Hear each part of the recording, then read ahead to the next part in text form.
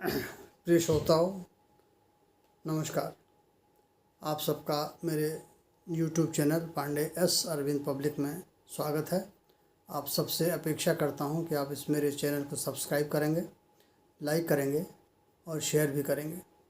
आज जिस विषय पर मैं चर्चा लेकर के आपके समक्ष उपस्थित हुआ हूं, वह विषय ऐसा है जो कि काफ़ी लंबे समय से समाज में या राजनीतिक गलियारों में या चर्चा के चौराहों पर यदा कदा उठता रहता है और उसमें संशय और भ्रम की स्थिति का बहुत बड़ा पुट मिला हुआ है। लोग अपनी अपनी जानकारी और अपने अपने पूर्वाग्रह के आधार पर उस प्रश्न का निर्धारण करके किसी दूसरे पक्ष को गलत ठहराते हैं और अपने सोच को सही ठहराने का प्रयास करते हैं।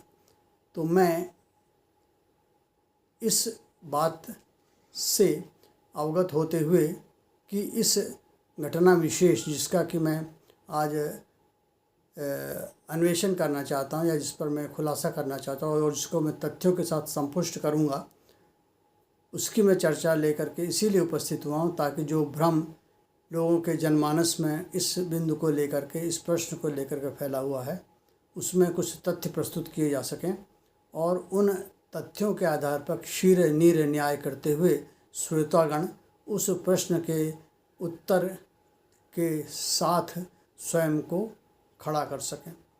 मैं यहाँ पर एक अस्वीकरण, जिसको कहते हैं डिस्क्लेमर, दे देना चाहता हूँ कि मैं कभी भी किसी धर्म, जाति व आस्था के आधार पर किसी भारतीय नागरिक का अपमान करने का जरा भी प्रयास नहीं करता या नहीं करना चाहता हूँ।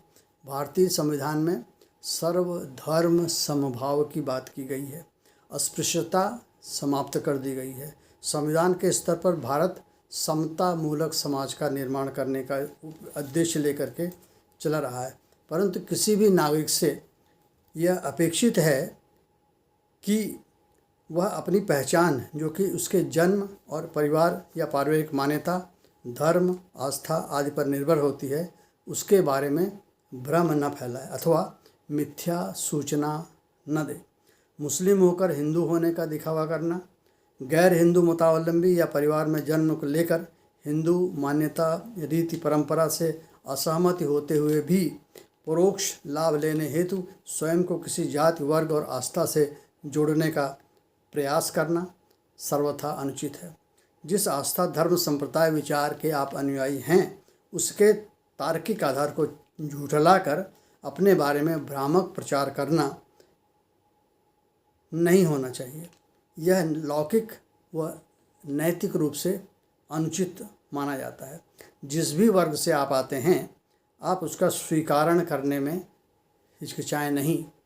यही एक ईमानदार व्यक्ति की पहचान है, वरना मिथ्या प्रलाप करने पर तर्क वितर्क के रास्ते अपने आप खुल जाते हैं। राजनीतिक लाभ के लिए गंगा गए गंगादास और यमुना गए यमुनादास वाली प्रवृत्ति ठीक नहीं होती।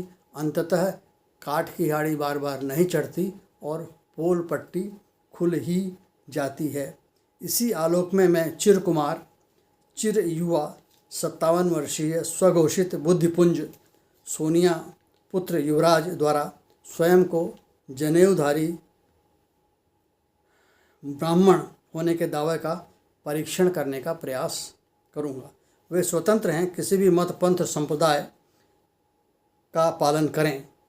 जब तक कि वे हिंदू धर्म को वैदिक पद्धति से अंगीकार नहीं करते, तब तक वे हिंदू नहीं माने जाएंगे, क्योंकि वे एक पारसी दादा के पौत्र हैं। उनकी माताजी, जो राहुल जी की अभी तक कैथोलिक ईसाई स्थिति में हैं, उनके द्वारा धर्म परिवर्तन करके हिंदू धर्म को अंगीकार नहीं किया गया है।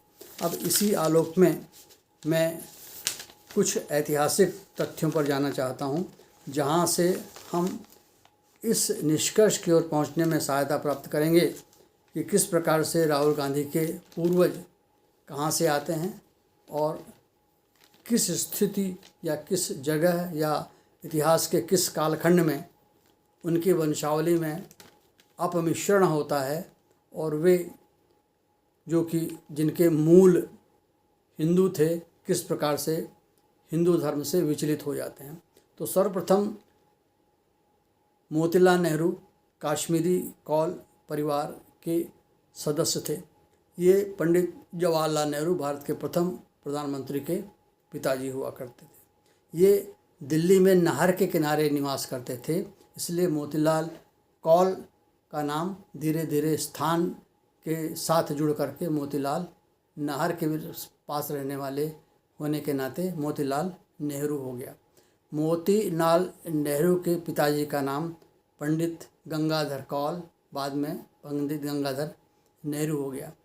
1857 की क्रांति से पूर्व वे दिल्ली के कोतवाल हुआ करते थे और पंडित गंगाधर नेहरू की पत्नी जो कि मोतीलाल नेहरू की माताजी हैं, इंद्रानी कौल हुआ करती थी। इनके बड़े भाई बंशीधर नेहरू थे और छोटे भाई नंदलाल नेहरू थे, जो कि 1886 में इलाहाबाद आकर के वकालत करना प्रारंभ कर दिए।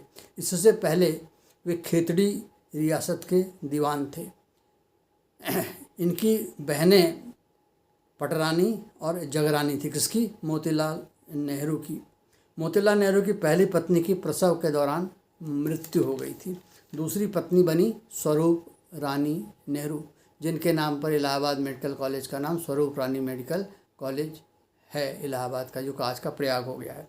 इनके पुत्र हुए पंडित जवाहरलाल नेहरू और पुत्रियां हुई स्वरूप कुमारी या विजय लक्ष्मी पंडित और दूसरी कृष्णा कुमारी कृष्णा हरि सिंह। जवाहरलाल नेहरू की पत्नी कमला नेहरू जो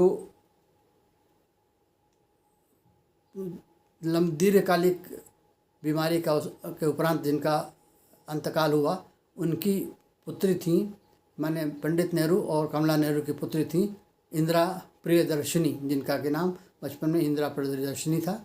बाद में ये विवाह के उपरांत इंदिरा गांधी के नाम से जानी गई। पति इनके थे फिरोज गांधी।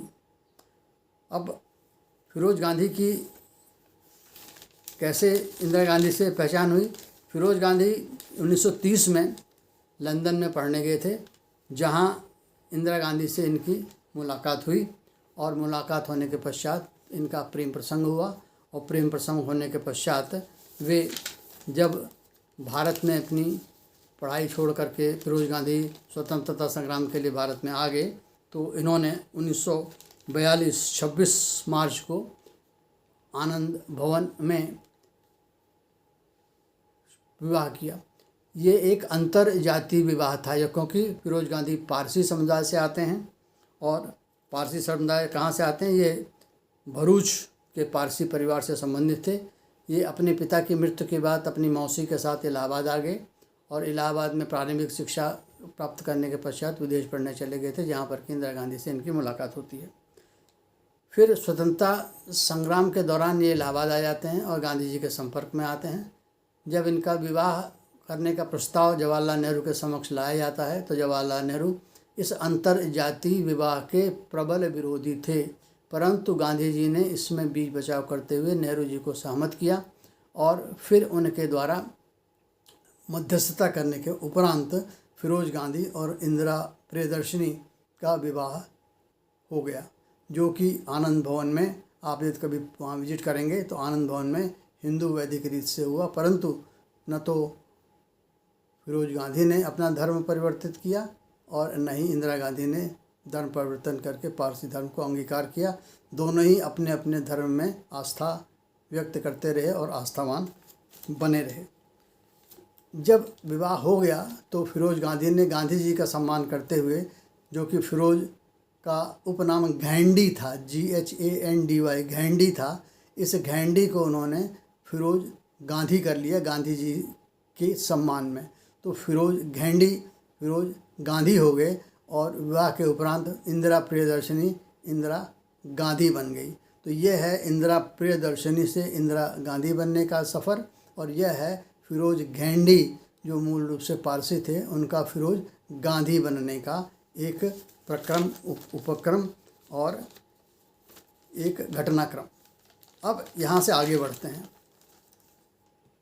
राजीव गांधी जो कि फिरोज गांधी और इंदिरा गांधी के पुत्र थे, दूसरे पुत्र उनके संजय गांधी थे। अब यहाँ पर एक तकनीकी पक्ष आता है कि भारतीय परंपरा में जब हम संततियों के धर्म का निर्धारण करते हैं तो संततियों का धर्म उनके पिता के माध्यम से होता है, और इस मामले में राजीव गांधी और संजय गांधी के पिता और इंदिरा गांधी के पति फिरोज गांधी पारसी समुदाय से आते हैं। तो सामान्य प्रज्ञा तो यही बताती है, सामान्य सिद्धांत यही बताता है, सामान्य प्रचलन यही बताता है, सामान्य व्यवस्था इसी ओर इंगित करती है कि पारसी पिता का पुत्र भी पारसी ही होगा। पत्नी भले ही कौल ब्राह्मण जाति की थी, परंतु पुत्रों में, उत्तराधिकारियों में जो नाम जाता है वो पिता का जाता है। तो पिता पारसी थे, इसलिए ये इंदिरा गांधी और फिरोज गांधी पारसी दंपत्ति कहलाए, और पारसी दंपत्तियों की संतान भी पारसी ही होती है। न तो इंदिरा नेहरू गांधी ने पारसी धर्म अपनाया, पारसी में कन्वर्जन होता नहीं, ये तो सर्वमान्य है, पारसी कन्वर्ट नहीं होता, पारसी पैदा होता है। तो इंदिरा गांधी पारसी हो नहीं सकती थी, वह एक तकनीकी परेशानी थी। और फिरोज गांधी ने अपना पारसी धर्म छोड़ा नहीं, उन्होंने स्वयं आजन्म और यावत जीवन पारसी ही रहने का प्रमाण उनका मिलता है।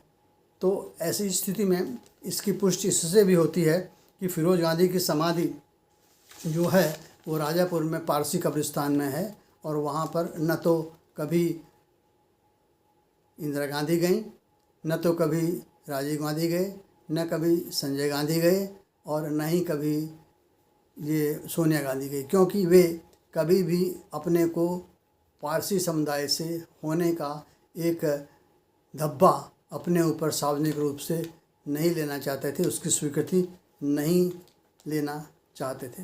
राजीव गांधी पारसी पिता के पुत्र थे। राजीव गांधी की पत्नी कैथोलिक ईसाई हैं।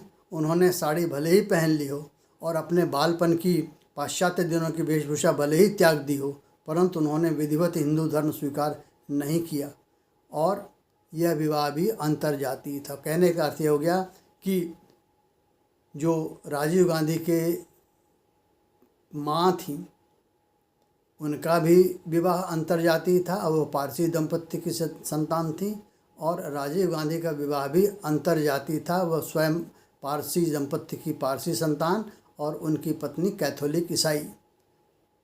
अब उन्होंने भी न तो पारसी धर्म स्वीकार नहीं कर सकती थी क्योंकि पारसी कन्वर्ट होता नहीं, हिंदू वो बनी नहीं, यावत जीवन और अभी तक वे कैथोलिक क्रिश्चियन ही हैं। पिता के रहने के बाद वे जर्मना ईसाई थीं और अभी भी ईसाई हैं। तो ऐसी स्थिति में पारसी पिता, कैथोलिक माँ की बच्चे फिर से पिता की ही जाति पाएंगे। तो ऐसी स्थिति में राहुल गांधी और पिंकी मैडम यानी प्रियंका गांधी भी जो हैं वह स्वयं एक पारसी पिता की संतान हैं। उनके दादाजी भी पारसी थे, उनके पिताजी भी पारसी हैं, और वे भी पारसी और कैथोलिक दंपत्तियों की संतान हैं। अब इसकी बात आती है कि इन लोगों की मैरिज भी, जो इंदिरा नेहरू गांधी की मैरिज थी, वह स्पेशल मैरिज एक्ट के अंतर्गत नहीं हुई थी। इसलिए मैरिज जो भारतवर्ष में 3 प्रकार की होती है, एक वैलिड होती है, एक वॉइड होती है, और एक अनरिकॉग्नाइजेबल होती है या इर्रेगुलर होती है। तो इंदिरा नेहरू गांधी की मैरिज स्पेशल मैरिज एक्ट के अंतर हुई नहीं, विवाह अंतर्जातीय था, इसलिए विवाह वैध नहीं था, शून्य भी नहीं था, लेकिन वह इर्रेगुलर था। तो इर्रेगुलर था, परंतु हिंदू समाज में भारतीय विधि के अंतर्गत विवाह कैसा भी हो, चाहे वैलिड हो, चाहे वॉइड हो, चाहे वो इर्रेगुलर हो, संतानें वैध ही मानी जाती हैं। इसलिए संतानों की वैधता पर कोई भी प्रश्न चिन्ह कभी नहीं उठाया जा सकता। संतानें वैध मानी जाती हैं, परंतु उनकी जाति का निर्धारण उनके पितृत्व से होगा, उनकी पैटर्निटी से होगा। फादर जिस जाति या जिस धर्म आस्था से आते हैं उन्हें भी वही धर्म आस्था मिलेगी। वे अपने को उससे विलग अलग अलग तरीके से किसी धर्म आस्था के साथ नहीं जोड़ सकते, जब तक कि वे विधिवत अपनी मूल आस्था को छोड़ करके जिस आस्था का होने का वह दावा भरते हैं उसमें वे धर्म परिवर्तन ना कर लें और वह संस्कारिक रीति से ना हुआ हो और उसकी विधिमान्यता ना हो। इसी प्रकार से एक चीज़ और आती है, जैसा मैंने पहले ही कहा था तो फिर से उसको रेखांकित कर देता हूँ कि फिरोज गांधी जो हैं वो पारसी थे। गांधी जी से प्रेरित होकर अपने घैंडी सरनेम को बदल के उन्होंने गांधी कर लिया। तो ऐसी स्थिति में इंदिरा नेहरू गांधी भारतीय परंपरा और सिद्धांतों के हिसाब से विवाह उपरांत न तो कौल ब्राह्मण रहीं और वे बन गईं पारसी दाम्पत्य का भाग और उनके पति थे पारसी, अतः वो पारसी महिला हो गई विवाहों उपरांत। उनकी संतानें भी हो गई पारसी। तो अब यहाँ पर एक प्रश्न और आता है जिसका कि मैं आपको उजागर करना चाहता हूँ। मैं स्वयं इलाहाबाद का रहने वाला हूँ और 1973 से इलाहाबाद में प्रवास कर रहा हूँ। मेरा घर आनंद भवन के ठीक पीछे टैगोर टाउन नामक लोकेलिटी में है और मैं यदि घर से बाहर निकलता हूँ, विश्वविद्यालय की ओर जाता हूँ तो दिन में 2 या 3 बार मुझे आनंद भवन के सामने से आने जाने का मौका मिलता है। कई बार मैं आनंद भवन के अंदर भी गया हूँ, वहाँ म्यूजियम है उसमें भी मैं गया हूँ और वहाँ पर इंदिरा नेहरू गांधी इंदिरा प्रियदर्शिनी के मध्य और उनके पिताजी के मध्य जो पत्राचार हुए हैं वे रखे हुए हैं। वहाँ पर उनके शादी का कार्ड रखा हुआ है। जिस स्थान पर वह उनके शादी संपन्न हुई थी वह स्थान भी वहाँ पर बनाया गया है। तो ऐसी स्थिति में कहीं भी यह नहीं दिखाई पड़ता कि उनका नाम परिवर्तित या धर्म परिवर्तन की कोई प्रक्रिया अपनाई गई हो। फोटोग्राफ्स में भी केवल हिंदू रीत से विवाह होने का प्रमाण मिलता है, लेकिन इंदिरा गांधी ने अपने पति के साथ फिरोज गांधी को हिंदू धर्म में प्रवेश दिलाया, ऐसा भी कोई प्रमाण कहीं भी अभिलिखित नहीं है। फिरोज गांधी के नाम पर रायबरेली में Firoz Gandhi post graduate degree college है। फिरोज गांधी जी जब वो राजनीति में थे तो वहीं से वो चुनाव लड़ा करते थे। केवल फिरोज गांधी की स्मृति में वही एक ऐसी संस्था है जो कि आज भी कार्यशील है और विद्यमान है। जैसा मैंने पहले कहा, राजापुर पारसी कब्रिस्तान में उनकी कब्र है, लेकिन इस गांधी तथाकथित गांधी परिवार का कोई भी सदस्य उस मज़ार पर या उस कब्र पर अपने खिराज अकीदत या अपनी पुष्पांजलि अर्पित करने के लिए कभी विगत में नहीं गया, ऐसा तो मुझे याद नहीं पड़ता और नहीं ऐसा खबरों में कभी आया है।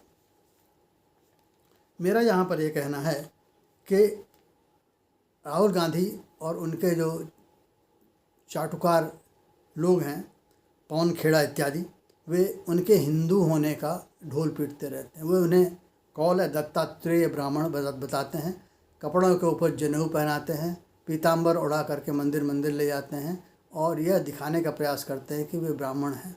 परंतु यहाँ पर मैं आपसे स्पष्ट कर दूं कि न तो इंदिरा जी के अपने निवास स्थान पर और न ही आज के सोनिया जी के निवास स्थान पर उनका कोई हिंदू देवता, कुल देवता, पूजा स्थल या प्रतिमा जो हिंदू धर्म आस्था से जुड़ी हो उनके घर में स्थापित है।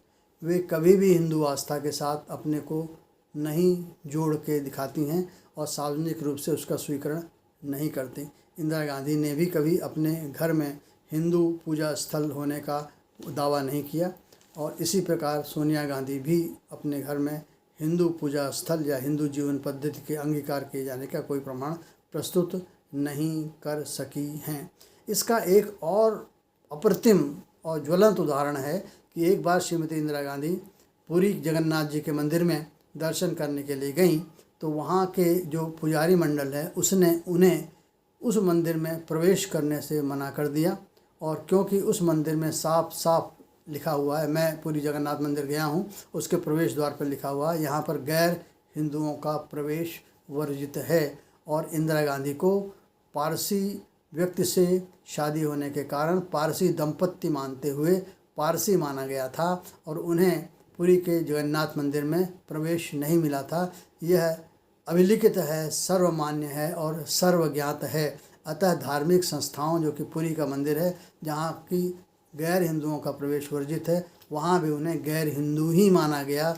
हिंदू मान करके प्रवेश प्रदान करने की अवसर उन्हें नहीं प्राप्त हुआ और वे जीवन पर्यंत इस दाग को लेकर जीवित रहीं कि पुरी में उनको प्रवेश मना किया गया और यह कहा गया कि वे गैर हिंदू हैं, पारसी पुरुष की पत्नी हैं, अतः वे स्वयं भी पारसी हैं। भले ही उनका जन्म एक ऐसे कुल में हुआ हो जो कि मूल रूप से ब्राह्मण, काश्मीरी ब्राह्मण था, परंतु विवाहोपरांत उनका कुल गोत्र चेंज हो गया और वे पारसी पुरुष की पत्नी हो गईं, अतः वे स्वयं भी पारसी हैं।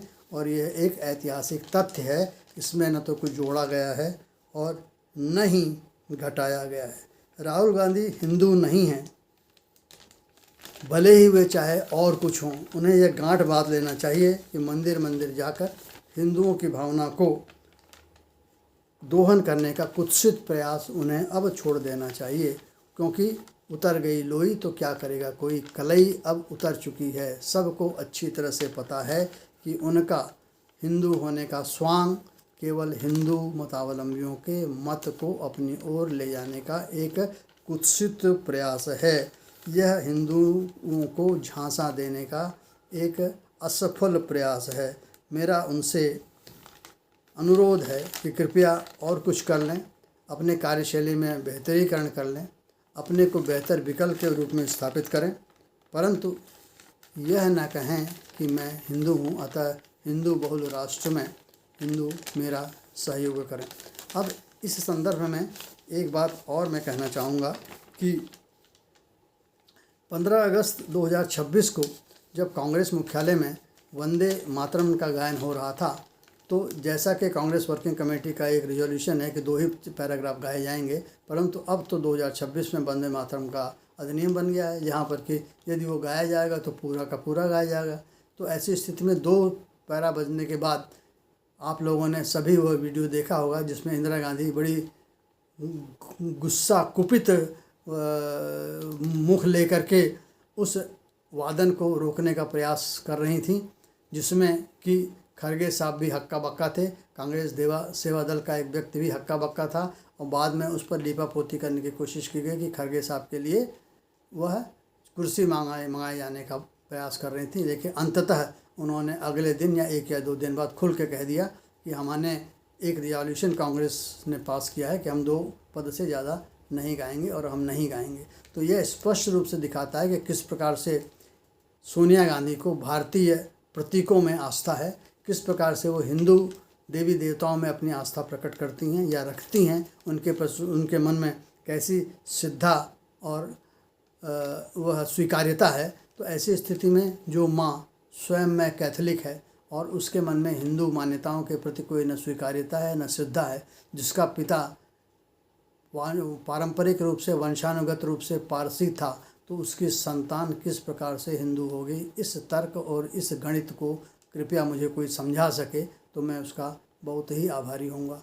अपने पूर्वाग्रह से बाहर आकर इन तर्कों के आधार पर कृपया निष्कर्ष निकालें कि क्या राहुल गांधी अपने को जो दत्तात्रेय हिंदू होने की बात कहते हैं, क्या वह तर्क संगत है अथवा यह लोगों की आंख में धूल झोंकने स्वरूप है। मेरा आपसे यह अनुरोध है कि हिंदू वही होगा जो कि या तो जन्मना हिंदू पैदा होगा या धर्म परिवर्तन के पश्चात वह हिंदू हो जाएगा, या जिसका पालन पोषण और जिसका पालन बाढ़न हिंदू रीति रिवाज और वातावरण में होगा। तो न तो ये जन्मना हिंदू हैं, न इनके माँ बाप में से कोई एक हिंदू है, न ही इन्होंने धर्म परिवर्तन करके हिंदू धर्म को अंगीकार किया है, और न ही इनके परिवार में हिंदू परंपरा, हिंदू मान्यता, हिंदू धर्म, हिंदू देवताओं के लिए कोई आस्था और स्थान है। तो ऐसी स्थिति पर इन सभी मानकों पर परखने पर भी यह स्पष्ट होता है कि पारसी दादा का पोता, जो कि पारसी पिता और कैथोलिक माँ की संतान है, कभी भी हिंदू नहीं हो सकता जब तक कि वह स्पष्ट रूप से, सार्वजनिक रूप से संस्कारी रूप से हिंदू धर्म को अंगीकार नहीं कर ले। इस पूरे चर्चा में मैं इस निष्कर्ष पर पहुंचने के लिए आप सबको छोड़ देता हूं कि आप स्वतः इन तथ्यों के आलोक में शीघ्र निर्णय करें और इस बात पर निष्कर्ष निकालने का प्रयास करें कि जो राहुल गांधी अपने को हिंदू हृदय सम्राट दत्तात्रेय कौल ब्राह्मण कहते हैं, क्या उनके इस दावे में सच्चाई है?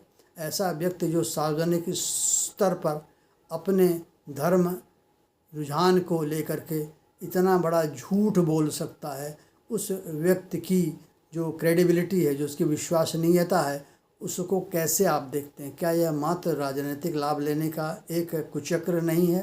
तो ऐसी स्थिति में आप स्वतः इस पूरे तथ्यों के आलोक में निष्कर्ष पर पहुंचेंगे और मैं जिस दिशा में आपका ध्यान ले जा रहा हूं, आवश्यक नहीं कि आप उस दिशा में जाएं।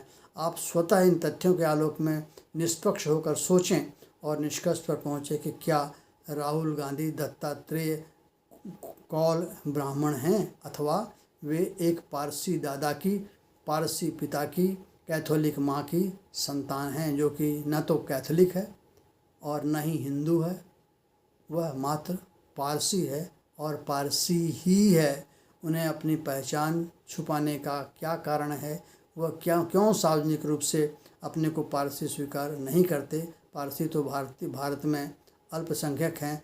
अब हमारे जो पूर्व शिक्षा मंत्री थीं, वो तो स्वयं हिंदू रही हैं, लेकिन उन्होंने पारसी से शादी की है और वह गर्व से कहती हैं कि मैं जन्म से हिंदू हूँ और विवाह के साथ मैं एक पारसी स्त्री हूँ।